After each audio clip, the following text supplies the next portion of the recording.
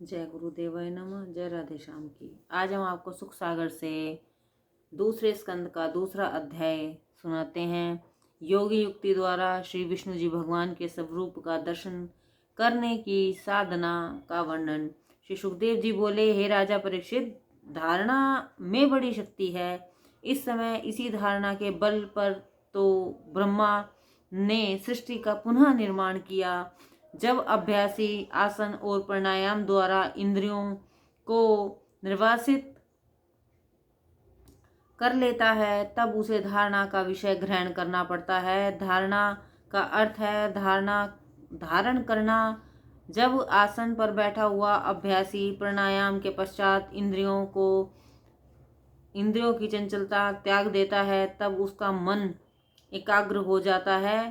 तब मैंने जो ऊपर विराट भगवान का रूप बतलाया है, वह उसमें अपने मन को लगावे। आंख बंद करते ही भगवान की झलक उसे दिखलाई पड़ती है। कुछ नहीं तो प्रकाश अवश्य आता है। तब अभ्यासी को चाहिए कि वह उसी प्रकाश को अपनी अंतर्दृष्टि से देखे। जब वह उसे देखने लगेगा, अर्थात उसमें अपना मन लगा देगा, तब उसे नाना प्रकार के दृश्य दिखलाई पड़ेंगे। तब जैसा ही ऊपर विराट दर्शन कहा गया है, उसके अनुरूप ही भगवान के अनंत रूप को देखने की इच्छा करनी चाहिए। स्मरण रहे कि उस विराट रूप में अतिरिक्त मन और कहीं ना जावे। यदि मन जाना चाहे तो उसे विचारों एवं बुद्धि द्वारा रोककर भगवान के उसी प्रकाश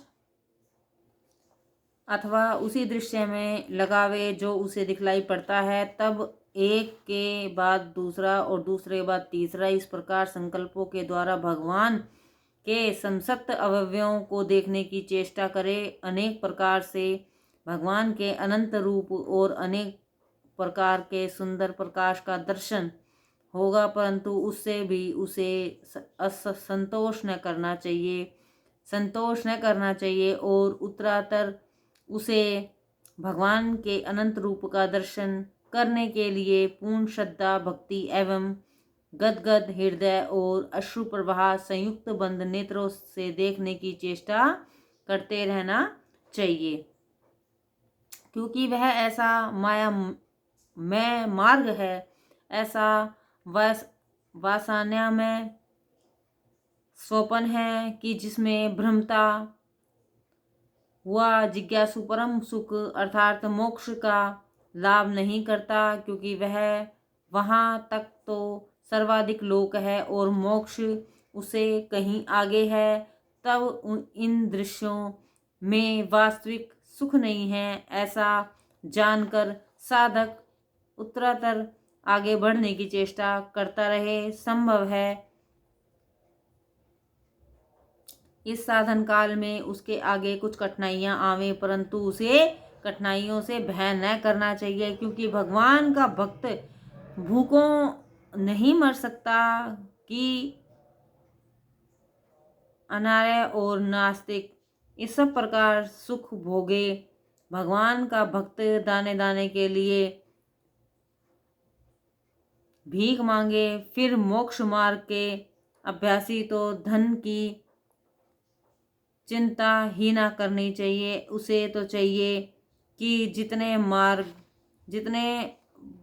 भोग्य पदार्थ से निर्वाह हो सके उतने ही शरीर का निर्वाह करे, और जिस भोग्य पदार्थ को प्राप्त करने में कठिनाई दिख पड़े उसमें यत्न ना करे। पृथ्वी के होने पर शैया का क्या प्रयोजन है, भुजाओं के होने पर तकिया का क्या प्रयोजन है, भोजन के बहुत से पात्र न होवे तो क्या है।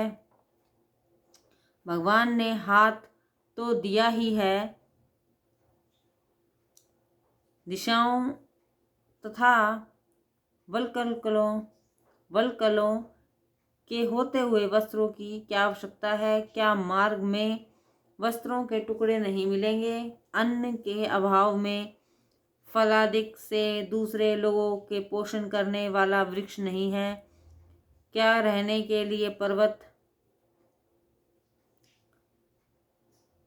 पर्वत ही कंदराए ढक गई हैं? और क्या विष्णु जी अपने शरणागतों की रक्षा नहीं करते, जिनके रहते और युक्त सब साधनों के प्राप्त रहने पर ही भी विद्वान लोग धन के दुर्मद से अंध पुरुषों की सेवा करते हैं? ऐसा अपने मन में समझकर जिज्ञासु को भगवान पर भरोसा करते हुए अभ्यास में दृढ़ रहना चाहिए। ऐसा ना करके संसारिक विषयों के लिए दीन बना रहने वाला अपने कर्मों से च्युत होकर अनेकों दुख भोगता है। हे राजन, अभ्यासी को चाहिए कि वह धारणा करने में अपने अंतकरण में स्थित शंख चक्र गदा को धारण करने वाले चतुर्भुज भगवान का ध्यान करें और ऐसा संकल्प करें कि भगवान के कमल समान लंबे नेत्र तथा कदम पुष्प के केसर के समान पीतवर्ण का वस्त्र है। वे रत्नों से जड़े हुए सोने के बाजूबंद पहने हैं। चमकते हुए महारत्नों से युक्त किरीट धारण किए हुए है। कानों में कुंडल चमक रहे हैं, जिनके चरण कमल में लक्ष्मी निवास करती है। हृदय पर श्री वत्स का चिन्ह है, जो निर्मल वनमाला धारण किए हुए है। वे शूद्र घंटिया का युक्त कोसत ब्रह्मणी की माला पहने हुए अम्लान शोभा से सर्वथा ही शोभामान है। उनके घूंगर वाले श्याम केशों से शोभामान नीली अलबे शोभा बढ़ी रही हैं, और जो मंद मंद मुस्कान से बड़े ही मनोहर जान पड़ते हैं। अपने उदार लीला में हास्य तथा चितवन से सुशोभित भक्तों के ऊपर दया करते रहते हैं। इस प्रकार की भावनाओं से ईश्वर भक्त सर्वदा देखता ही रहे कि जब तक धारणा से मन निश्चल न हो जाए, तब तक इस कर्म से चलकर इस योगी इस शरीर को देखना चाहे, तब काल और देश का विचार न करते हुए वह जहाँ चाहे सुखपूर्वक दृढ़ आसन पर बैठकर मन सहित प्राणों को रोके, फिर अपनी निर्मल बुद्धि से मन को बुद्धि में मिलाकर बुद्धि आदिकों के दुष्टा क्षेत्र में मिलावे और इस तेज को शुद्ध आत्मा में मिलावे तथा आत्मा को ब्रह्म से मिलाकर बुद्धिमान मनुष्य शांति को प्राप्त होकर कार्य से अलग होवे। जिस ब्रह्म स्वरूप में देवताओं का भी परम प्रभु काल कुछ करने के लिए समर्थ नहीं होता, तो वो लोक स्वामी देवताओं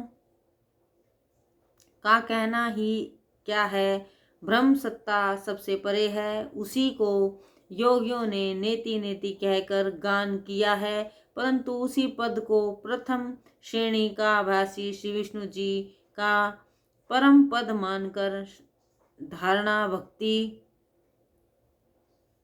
करते हैं। किंतु जो जन ब्रह्म तत्व में लीन शास्त्र ज्ञानी निर्वासनिक और दुख दोमानस्य आदि से सर्वथा रहित हैं, वे सिद्धासन लगाकर अपनी एड़ी से अपनी वायु को रोककर 6 स्थानों से पार कर प्राण वायु को ऊपर चढ़ाते हैं। तब वे पहले नाभि में स्थित पवन को हृदय में आरोपण करे, वहां से उदान वायु द्वारा वक्षस्थल में आरोपण करें और फिर बुद्धि से विचार कर धीरे से धीरे उसे अपने तालु के मूल में लावें। तत्पश्चात श्रवण क्षेत्र, नासिका और मुख, इन 7 छिद्रों को मूंद कर अपेक्षा रहित योगी तालु मूल से दोनों भौहों को भींच मैं इस श्वास को लावें। फिर वहां कुछ देर ठहर कर मस्तक ब्राह्मण को फोड़कर परब्रह्म में प्राप्त हो शरीर तथा इंद्रियों का त्याग करें।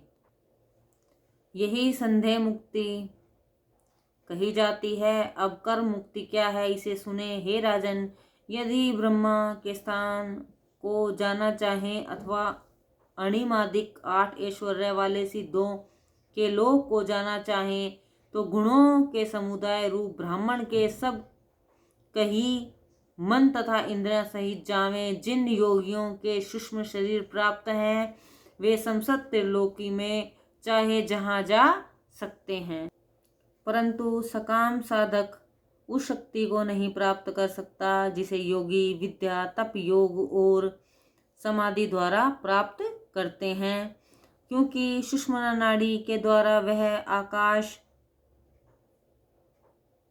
और ब्रह्मलोक में अग्नि के अभिमानी देवताओं को प्राप्त होता है। तब इस प्रकार के निष्पाप व्यक्ति श्री विष्णु जी के शिशुमर चक्र को प्राप्त हो अतिशुष और निर्मल लिंग शरीर से ब्रह्म ज्ञानियों के उस स्थान में पहुंच जाते हैं जो समस्त देवताओं एवं सर्वलोकों से सर्वदा नमस्कृत होता रहता है। उस लोक में महाकल्प प्रियतन आयु वाले भृग आदि महर्षि रमण करते रहते हैं। तत्पश्चात वह अनंत जी के मुख की अग्नि से जलते हुए त्रिलोक को देखकर सिद्धेश्वरों के विमानों से सेवित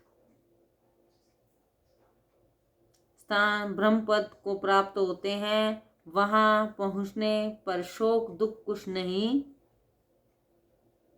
रहता। वहां न वृत्ता है और न मृत्यु। ऐसा योगी बिना परिश्रम ही अग्नि रूप और जल रूप भी धारण कर लेता है। वह प्राण इंद्रियों से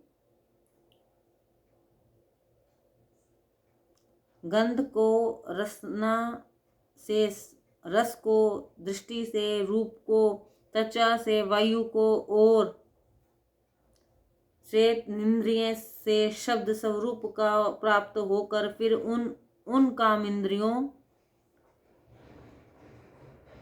के द्वारा उन कर्मों को प्राप्त होता है जिसकी वह इच्छा करता है। तब वहां वह भूत सूक्ष्म तथा इंद्रियों के लय स्थान तामस, राजस और सात्विक अहंकारों को प्राप्त होकर क्रमशः उस प्रकार के अहंकारवश महत्व को प्राप्त हो जाता है जिसमें पहुंचने से सब गुण आप ही आप लीनता को प्राप्त करते हैं। फिर उस प्रधान रूप में से आनंदित होकर सब प्रकार की उपाधियों से रहित परमात्मा को प्राप्त हो जाता है। जो विष्णु भगवान की इस उत्तम गति को प्राप्त होता है वह फिर इस संसार में नहीं आता। हे राजन, आपने जो पूछा था वह मैंने कहा। भगवान विष्णु को प्राप्त करने के लिए दूसरा उत्तम मार्ग नहीं है। इस योग युक्ति द्वारा मोक्ष की प्राप्ति हो जाती है। श्री विष्णु जी सर्वत्र विद्यमान है। स्थावर जगम आदि समस्त स्थानों में वे स्वतः प्रकाशित हैं। बुद्धिमान को चाहिए कि वह इन्हीं अनुमान करने वाले युक्तियों द्वारा भगवान विष्णु के रूप को देखें। जय गुरुदेवाय नमः। जय राधे श्याम की।